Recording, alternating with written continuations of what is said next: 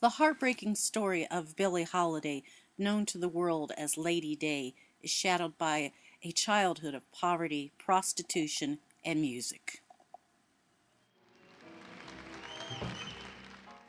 Billie was known as one of the greatest and most influential of jazz singers. She lived a turbulent life that was beset by poor choices in men and drug addiction and prison time. She nearly lost her brilliant career to heroin. By age 17, after ending up in jail and working as a prostitute, Billie found her calling as a singer. She worked her way up through the clubs of New York, touring with the likes of Duke Ellington, Louis Armstrong, and Benny Goodman. Billie stars in 1934 at the legendary Apollo Theater. This is about the time when her career begins to take off. She performs with Count Basie and sax player Lester Young, who begins to call her Lady Day. She becomes one of the first black females to perform with a white orchestra when she begins to perform with Artie Shaw. In her rise to fame, Billie becomes addicted to heroin. This is just the beginning of a lifetime addiction to drugs. In the late 1940s, Billie is arrested on drug possession charges, and she serves nearly a year in prison.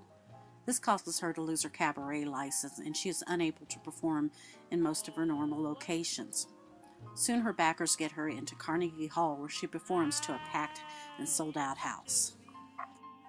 Among the great songs that Billie recorded were songs such as Them There Eyes, Lover Man, God Bless the Child, Good Morning Heartache, and Lady Sings the Blues. Billie is also known for recording the song Strange Fruit that is based upon Southern lynchings. It is reported she was worried about retaliation when she sang this song. Columbia Records found the subject matter too sensitive to record, and she was then forced to record it with Commodore Records instead.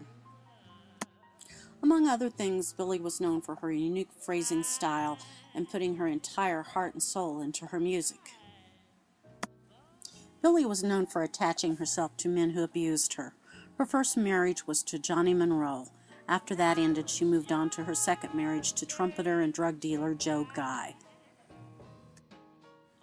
By the 1950s, drug and alcohol had begun to take its toll on her voice. She still went on a tour of Europe and made one last great performance in 1957 on the CBS television special The Sound of Jazz.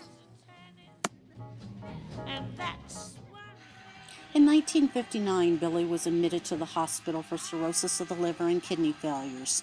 When drugs were found on her possession, the police were called. Billie lay there dying with 70 cents to her name. For her funeral, thousands turned out.